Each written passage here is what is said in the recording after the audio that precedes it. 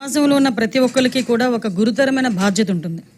సమాజంలో ఉన్న ప్రతి మనిషికి ఒక గురుతరమైన బాధ్యత ఉండేటప్పుడు ఒక రాజకీయ పార్టీ పెట్టి రాజకీయ పార్టీ అధ్యక్షులుగా ఉండి సీఎం చేసిన వ్యక్తులు కానీ, ఎమ్మెల్యేగా చేసిన వ్యక్తులు కానీ, ఎంపీలుగా చేసిన వ్యక్తులు కానీ, మినిస్టర్లుగా పనిచేసిన వ్యక్తులకి కానీ, ఎస్పెషల్లీ గ్రామ వార్డు మెంబర్గా పనిచేసిన వ్యక్తికి కూడా ఒక సామాజిక బాధ్యత, ఒక సామాజిక స్పృహ అన్నది చాలా ఎక్కువ విలువలతో కూడిన రాజకీయాలు ఇవన్నీ కూడా ఆభరణాలుగా ఉండాల్సిన అవసరం.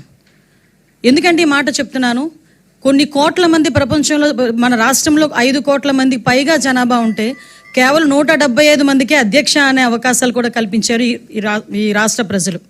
అంటే ఎంత బాధ్యతగా మనం ఉండాలి, ఎంతమందికి మనం ఇన్స్పిరేషన్ అయి ఉండాలి. మన మాట, మన నడవడిక, మన మాట తీరుతో పాటు మన బాడీ లాంగ్వేజ్ కూడా అవతల వాళ్ళకి ఒక ఇన్స్పిరేషన్లా ఉండే పరిస్థితిలో రాజకీయ నాయకులు ఉండే పరిస్థితి.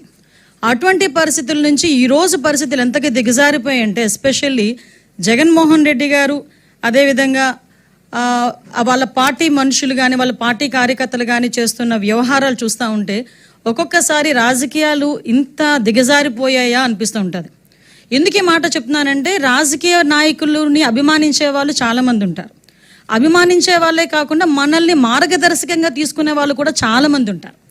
అటువంటి పరిస్థితుల్లో మన బాడీ లాంగ్వేజ్, మన మాట తీరు, మన తాలూకా బిహేవియర్ అన్నీ కూడా వాళ్ళు అసెస్ చేస్తుంటారు.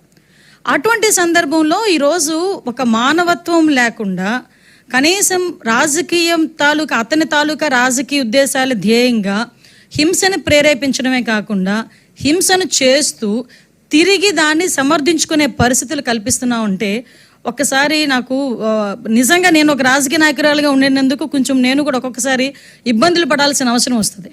ఎందుకంటే మనం సాధారణంగా పొదిరిలోని వైసీపీ కార్యకర్తలు అరాచకం చూసాం.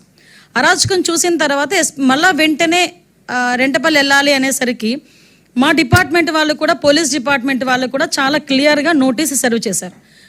జగన్మోహన్ రెడ్డి గారు, మీ పర్యటనలో ఎంతమంది వస్తారు, ఎంతమందికి మేము, చాలా చిన్న రోడ్ అది, 10 feet రోడ్ అది, ఆ 10 feet రోడ్లోకి వెళ్ళేటప్పుడు ఎంతమంది వెళ్తారు, సో మీరు ఇంతమంది వరకు వస్తేనే మేము అలౌ చేస్తాం. మీ క్యాన్వాయ్తో పాటు ఒక 3 vehicles, వాటితో పాటు ఒక 100 మంది కార్యకర్తలు, వీళ్ళు వస్తేనే మేము అలౌ చేయగలం, వీళ్ళు వస్తేనే మేము ప్రొటెక్షన్ కూడా ఇవ్వగలము, కాబట్టి మీరు దీన్ని అర్థం చేసుకోండి అని చెప్పి అక్కడున్న ప్రతి నాయకుడికి కూడా నోటీసులు అనేవి సర్వ్ చేశారు, ఇన్ఫర్మేషన్ అనేది సర్వ్ చేశారు.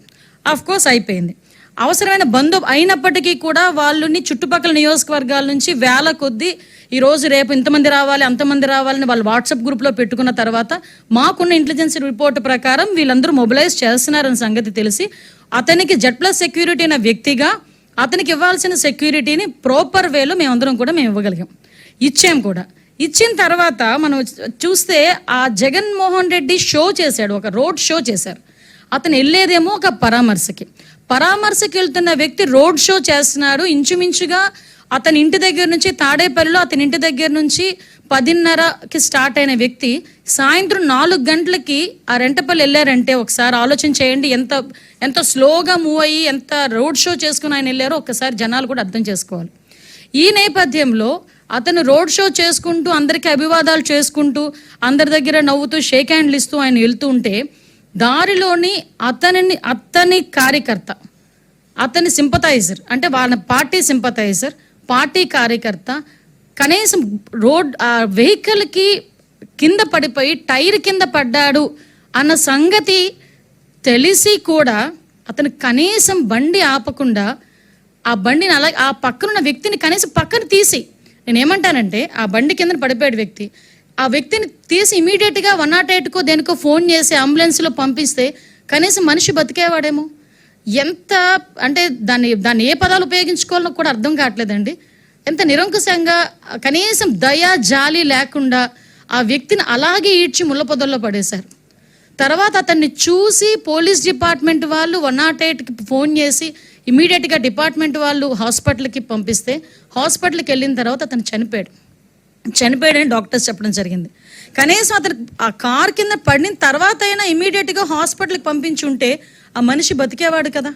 అంటే ఇంత దారుణంగా, ఇంత దాన్ని ఏమంటారంటే కనీసం జాలి దయ లేకుండా కూడా మనుషులు ఉంటారా? మనిషి జన్మకి ఒక అర్థం ఉంటుంది. దేనంటే ఒక జాలి, దయ, ఎమోషన్స్ ఇవన్నీ ఉంటాయి. ఏ ఎమోషన్స్ లేని కాకి లాంటి ఒక కాకి చచ్చిపోతే 100 కాకులు వస్తాయి. ఒక రోడ్డు మీద ఒక కుక్క చచ్చిపోతే 4-5 కుక్కలు వచ్చి కనీసం తీసి పక్కన పెట్టినంత వరకు అక్కడే చుట్టూ తిరుగుతూ అరుస్తూ ఉంటాయి. అలాంటిది సాటి మనిషి, దట్టు వైసీపీ కార్యకర్త, నీ మీటింగ్ గురించి, నీ ర్యాలీ గురించి నువ్వు పిలిస్తే వచ్చినవాడు దళితుడు, నీ కారు కడ్డంగా నీ కారు టైర్ కింద నలిగిపోతే తీసి హాస్పిటల్కి లేనంత దౌర్భాగ్యమైన పరిస్థితిలో ఈరోజు జగన్మోహన్ రెడ్డి ఉన్నాడా?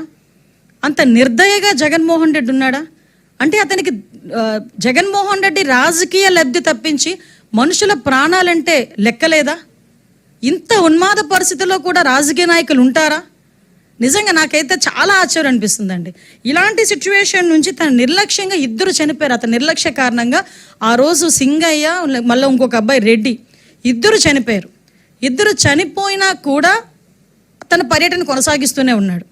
విషయం ఏంటంటే ఇందులోని మనందరం కూడా ఆలోచించాల్సింది ఏంటంటే, సంవత్సరం క్రితం బెట్టింగ్ ద్వారా డబ్బులు కోల్పోయి ఆత్మహత్య చేసుకున్న, ఇక్కడ మీరు అర్థం చేసుకోవాలి, సంవత్సరం క్రితం June 4th అతను ఆ బెట్టింగ్లో పోయి June 9వ తారీఖున ఎప్పుడో చనిపోయిన వ్యక్తి, 2024లో చనిపోయిన వ్యక్తికి సంవత్సరం తర్వాత పరామర్శ చేయటానికి ర్యాలీగా వెళ్తూ ఉంటే మధ్యలో దారిలో 2 ప్రాణాలు పోతే ఆ 2 ప్రాణాల గురించి ఆలోచన చేయకుండా సంవత్సరం ముందు పోయిన ప్రాణం గురించి ఒక విగ్రహం కట్టించి ఆ విగ్రహానికి దండేయడానికి వెళ్ళాడంటే ఒక్కసారి ఆలోచించండి అతని తాలూకా నైజం ఎలాంటిదో.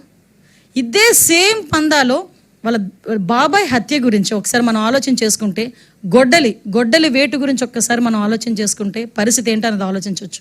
కోడికత్తి డ్రామా, ఆ దళిత బిడ్డ ఈ రోజుకి కూడా ఆ స్త్రీని ఇప్పటికీ కూడా ఇబ్బందులు పడుతూనే ఉన్నాడు.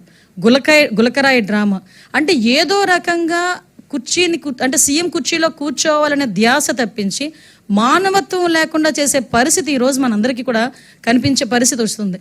నేనేమంటానంటే అప్పటికీ కూడా ఇంకా సమర్థించుకోవడం ఎంత దారుణంగా సమర్థించుకుంటున్నాడంటే, వాళ్ళ నాయకులందరూ బయటకు వచ్చి ఇదేదో మార్ఫింగ్ చేశారు, ఇలా చేశారు, అలా చేశారని క్లియర్గా వీడియోలో కనిపిస్తుంది. సింగయ్య అనే దళితుడు ఆ కారు కింద పడి నలగడం క్లియర్గా కనిపిస్తూ ఉంది. ఇటువంటి పరిస్థితుల్లో కూడా కనీసం ఆపకుండా వెళ్ళిపోయే పరిస్థితి కనిపించింది. అంటే చాలామంది జగన్మోహన్ రెడ్డి గురించి అతను మాట్లాడితే బయటకు వచ్చి విలువలు, నీతి, నిజాయితీ, జాలి, దయ ఇలాంటి పదాలు కొన్ని జగన్మోహన్ రెడ్డి నోట్లోంచి రాకూడదండి. ఎందుకంటే ఈరోజు అటువంటి ఆ మాటలు మాట్లాడడానికి కూడా పూర్తిగా అర్హత లేనివాడు జగన్మోహన్ రెడ్డి. అటువంటి వ్యక్తి ఈరోజు పైగా దాన్ని సమర్థించుకోవడం ఏంటి? నిజంగా యాక్సిడెంటల్ పడ్డాడు అనుకుంటే వెంటనే బయటకు తీసి ఒక హాస్పిటల్కి పంపించుంటే ఒక నిండు ప్రాణం బతికేది. ఈరోజు ఆ కుటుంబానికి సింగయ్యని తీసుకొచ్చి ఇవ్వలేడు కదా. ఆయనైతే చక్కగా ప్రయాణం అంతా చేసుకుని ఆ విగ్రహం ఆవిష్కరణ చేసుకుని మళ్ళీ ఇంటికి వచ్చి హ్యాపీగా కూర్చున్నాడు. 2 ప్రాణాలు పోయినాయి. ఆ 2 ప్రాణాలని తీసుకొచ్చి ఇచ్చేవాడు కాదు కదా. అంటే బయటకు వచ్చి ఒక అతను అంటాడు, ఎవడో మా కార్యకర్తే కదా చచ్చిపోయాడు. అరే మీ కార్యకర్త చచ్చిపోయిన మనిషి, అక్కడ మనిషి చనిపోయాడన్న సంగతి మీకు ఎందుకు గుర్తు రావట్లేదు? ఆ మనిషి చనిపోవడానికి కారణం ఆ నాయకుడే అన్న సంగతి ఎందుకు గుర్తు రావట్లేదు? మళ్ళీ పైగా దాన్ని సమర్థించుకునే పరిస్థితి మనం అందరం కూడా చూస్తూ ఉంటే సమాజంలోని హింసని ప్రేరేపించే పరిస్థితి. ఎంత దారుణంగా హింసని ప్రేరేపిస్తున్నాడండి. అంటే ఒక నేరస్తు చాలా సందర్భాల్లో గౌరవ చంద్రబాబు నాయుడు గారు ఒక మాట అంటారు, సీఎం గారు ఒక మాట అంటారు, రాజకీయ ముసుగులో ఉన్న ఒక నేరస్తుడు. ఎస్, ఆ పదానికి ప్రాపర్ యాప్ట్ ఎవరంటే జగన్మోహన్ రెడ్డి. ఒక రాజకీయ నేపథ్యం ఉన్న వ్యక్తి రాజకీయ ముసుగులో ఉంటే ఎలాంటి అనర్థాలు దారితీస్తాయో ఇప్పుడు జగన్మోహన్ రెడ్డి పర్యటనలు కూడా అలాగే మనం చూస్తున్నాం. మీరు ఒకసారి అబ్జర్వ్ చేయండి, సత్యసాయి జిల్లాకి ఒక పరామర్శకి పోయాడు. ఆ రోజు అలాగే హెలికాప్టర్ దగ్గర రచ్చ చేశారు వైసీపీ కార్యకర్తలు. తర్వాత హెలికాప్టర్ ఏదో పని చేయట్లేదు, ఏదో సాంకేతిక లోపం ఉందని బై రోడ్ వెళ్తూ ఓ పెద్ద రోడ్ షో చేసుకొని వెళ్ళాడు. తర్వాత మనకి పొదిలి వెళ్ళారు, రైతుల గురించి అని చెప్పేసి వెళ్ళారు. ఆ రోజు అదే టైంలో జరిగిన కృష్ణంరాజు ఇన్సిడెంట్ సంబంధించి సాక్షి టీవీలో అమరావతి మహిళల గురించి తప్పుడుగా మాట్లాడారని అక్కడ పక్కన ఎవరో ఒక చిన్న ధర్నా చేస్తూ ఉంటే ప్లకార్డ్స్ పట్టుకుంటే వైసీపీ కార్యకర్తలు పోలీసులను కూడా రాళ్ళు ఇచ్చి కొట్టే పరిస్థితి కనిపించింది. ఇలాంటి నేపథ్యంలో చాలా క్లియర్గా మనకి ఈ రెంటపల్లి వెళ్ళేటప్పుడు మా ఎస్పీ గారు చాలా క్లియర్గా చెప్పారు, సార్ ఇంతమంది వెళ్ళేటప్పుడు మేము ఇబ్బంది పడతాం, Z+ సెక్యూరిటీ ఉన్న వ్యక్తికి ప్రొటెక్షన్ ఇవ్వాలంటే ఆ రోడ్లో పనికిరాదు, సో మీరు కొంచెం మాకు సహకరించండి అని చాలా క్లియర్గా చెప్పినప్పటికీ అతను ఈరోజు బల ప్రదర్శన అనుకున్నాడు. అంటే ఒక పరామర్శకు వెళ్ళేటప్పుడు కనీసం మీకు విషయం చెప్పనండి, అంటే ఇక్కడ సందర్భం బట్టి చెప్పాలి కాబట్టి చెప్తున్నా. లోకేష్ బాబు గారు ఆయన రాజకీయంలోకి వచ్చి ఎన్ని సంవత్సరాలు అయిందో మీకు తెలుసు. ఏదైనా పరామర్శకు వెళ్ళినప్పుడు ఎవరైనా వచ్చి సెల్ఫీ అడిగితే ఏమంటారో తెలుసా ఆయన, ఇది సందర్భం కాదు బాబు సెల్ఫీ తీసుకోవటానికి, నేను వచ్చింది పరామర్శకి, నేను ఇంకేదైనా మీటింగ్కి వచ్చినా లేకపోతే ఇంకో ప్రోగ్రామ్కి వచ్చినా కంపల్సరీ సెల్ఫీ ఇస్తా అని ఏదైనా మామూలు ప్రోగ్రామ్కి వస్తే వచ్చిన ప్రతి కార్యకర్తకి కూడా 2000 మంది ఉన్నాయండి 3000 మంది నుండి సెల్ఫీ ఇచ్చి వెళ్తాడు. అది లోకేష్ గారి తాలూకా రాజకీయ పరిణితి. అది ఇతగాడు ఈరోజు రాజకీయంలో కొత్తగా వచ్చిన వ్యక్తి కాదు కదా, వాళ్ళ నాన్నగారు ఉన్నప్పటి నుంచి కూడా రాజకీయాల్లో ఉన్నాడు ఆయన. వాళ్ళ నాన్న ఒక ముఖ్యమంత్రి చేసిన వ్యక్తి, ఈయన రాజకీయాల్లోకి వచ్చి ఇంచుమించు 15 సంవత్సరాల పైన 20 సంవత్సరాల పైన అయింది. అటువంటి వ్యక్తి కనీసం ఒక మనిషి ప్రాణం గురించి, సొంత వైసీపీ కార్యకర్త ప్రాణం గురించి కూడా ఆలోచన చేయకుండా పక్కకి ఈడ్చిన ట్వీట్ చేసి అతని ప్రోగ్రామ్ని ముందుకు నడిపించుకున్నాడంటే ఇతను పరామర్శ అన్న పేరుకే కానీ అతని బల ప్రదర్శన అన్నది చాలా క్లియర్గా మనకందరికీ అర్థమవుతుంది. మాట్లాడితే నాకు భద్రత లేదు అని మాట్లాడతారు. మేము ఎంత క్లియర్గా Z+ సెక్యూరిటీ అనే పర్సన్కి ఎంత భద్రత ఇవ్వాలో అంత భద్రత కూడా పోలీస్ డిపార్ట్మెంట్ వాళ్ళు ఇస్తున్నారు. ఈవెందో ఆయనకి ఇచ్చిన బుల్లెట్ ప్రూఫ్ వెహికల్ కూడా ఆయనకి ప్రతిరోజు ఆయన దగ్గర ఉంటుంది, కానీ ఆయన ఎక్కరు బుల్లెట్ ప్రూఫ్ వెహికల్. మేము ఇచ్చిన వెహికల్ ఆయన ఎక్కరు, ఆయన సొంత వెహికల్లో వెళ్తానంటాడు ఆయన. కానీ ఆయన ఎక్కినా ఎక్కకపోయినా ఒక Z+ సెక్యూరిటీ వ్యక్తికి మేము ఇవ్వాలి కాబట్టి బుల్లెట్ ప్రూఫ్ వెహికల్ అక్కడ మేము కంపల్సరీ ఇస్తాం. అంటే నేను ఇక్కడ ఎందుకంటే మాట్లాడుతున్నానండి, ఎవరి భద్రత గురించైనా కూటమి ప్రభుత్వం ఎక్కడా కూడా ఎటువంటి పొరపచ్చాలు లేకుండా చాలా ట్రాన్స్పరెన్సీగా భద్రత కల్పిస్తున్నాం. అయినప్పటికీ కూడా కావాలని విద్వేషాలు రెచ్చగొట్టేటట్టుగా మొన్న రీసెంట్గా ఒక పదం ఎవడో అదే రెంటపల్లి విషయంలోనే రప్ప అని చెప్పి నేనే మాట్లాడాను. నేను ఆ రోజు మాట్లాడినప్పుడు చెప్పాను, ఏంటి గొర్రెపోతుల్ని నరికినట్టు గంగమ్మ జాతరలో గొర్రెపోతులు నరికినట్టు రప్ప నరుకుతానని ఒకడంటే ఆ విషయం గురించి ఇలాంటి పత్రికా విలేకరులు ఎందుకంటే అలా తప్పేంటి అని అడిగాడంటే ఒకసారి అతని తాలూకా మానసిక పరిస్థితి ఒకసారి ఆలోచన చేయండి. నేను 2-3 సందర్భాల్లో నేను చూశానండి. ఈ మధ్య కాలంలోనే ఒకడు గొడ్డలి పట్టుకుంటాడు ఒక చేత్తో వైసీపీ జెండా పట్టుకుంటాడు. జెండా పట్టుకొని వాడు ఇష్టం వచ్చినట్టు వాడు మాట్లాడతాడు. ఒకసారి ఇక్కడ చూస్తే మీకు నేను తర్వాత పంపిస్తాను మీకు. ఒక పక్క నుంచి గొడ్డలి పట్టుకుంటాడు, ఒక పక్క నుంచి జెండా పట్టుకుంటాడు. వీడు మన వైసీపీ కార్యకర్త. ఇలాంటి వాళ్ళందరినీ అంటే రెచ్చగొట్టే పరిస్థితుల్లో ఇలాంటి వాళ్ళందరినీ కూడా ప్రోత్సహిస్తున్నాడు, హింసను ప్రోత్సహించే పరిస్థితి. ఇంకొకడు మీరేమీ చేయలేరు, ఏం చేస్తారు మేము చూస్తామంటాడు. ఒకడేమో నరికేస్తామంటాడు, ఒకడు కోసేస్తామంటాడు. ఇలాంటి వాళ్ళందరినీ ఎందుకు ఆ మాట మాట్లాడుతున్నారు అంటే తప్పేంటి అని అడిగాడు. సినిమా డైలాగ్ కదా, తప్పేంటి? ఏ సినిమాలో నీకు చంపేసుకోవటాలు చాలా హింస చూపిస్తారు, ఆ హింస అంతా బయట చేస్తే తప్పు లేదా అంటే మీ దృష్టిలో తప్పు కాదా అది? దాని గురించి ఎవరైనా మేము ఏదైనా పోలీస్ కేసు పెడితే అదేదో పోలీసులు హింసించేస్తున్నారు అన్నట్టుగా మాట్లాడే పరిస్థితి కనిపిస్తూ ఉంటే నిజంగా చాలా బాధ అనిపిస్తూ ఉందండి. రాజకీయాలు ఇలాంటి వాళ్ళు ఉండడం అన్నది అర్హత లేని పరిస్థితి.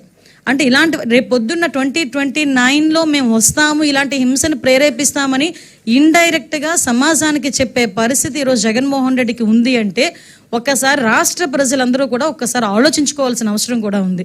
దయచేసి నేను ఒకటే చెప్తున్నా, నేను మళ్ళీ చెప్తున్నానండి. ఈరోజు మేము ఇంకొక విషయం చెప్పాలండి, మీరైనా మేమైనా ఎవరైనా రోడ్డు మీద వెళ్తుంటే పక్కన ఒక యాక్సిడెంట్ జరిగింది అనుకోండి, ఆటోమేటిక్గా దిగి వాళ్ళకి ఏం జరిగిందో చూసుకుని బాధ్యతాయుతమైన ప్రజాప్రతినిధులం కాబట్టి మేమైనా మీరైనా ప్రతి ఒక్క వ్యక్తికి కూడా బాధ్యత ఉంటుంది కాబట్టి దిగి అయ్యో ఏమైందని మీ చేతనంత సహాయం వీలైతే 100కి ఫోన్ చేస్తారు, లేకపోతే 108కి ఫోన్ చేస్తారు, లేకపోతే ఇంత మంచినీళ్ళు ఇస్తారు, లేకపోతే పక్కకి తీసుకెళ్ళి కూర్చోబెడతారు.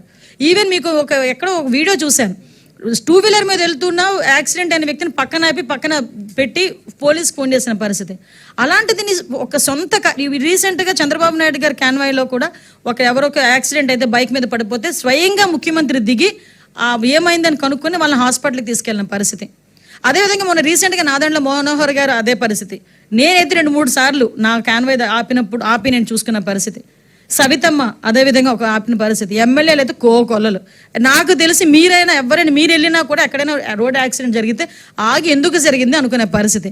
అలాంటిది సొంత కార్యకర్త, నీ గురించి వచ్చిన కార్యకర్త నీ కారు కిందే పడి నలిగిపోతా ఉంటే పక్కకి ఇసిరేసి నీ కాన్వాయ్ గెలుపుతూ సెల్ఫీలు ఇచ్చుకుంటూ చేతులుపుకుంటూ వెళ్తున్నావంటే ఎంత నిర్దయ జగన్మోహన్ రెడ్డికి. మానవత్వం లేదన్న సంగతి చాలా క్లియర్గా అర్థమవుతుంది కదా. ఒక్కసారి మనం కూడా ఆలోచన చేసుకోవాల్సింది, ఇలాంటి నాయకులు సమాజంలో ఉండొచ్చా లేదా అనేది కూడా మన రాష్ట్ర ప్రజలు కూడా ఆలోచించుకోవాల్సిన అవసరం ఉంది.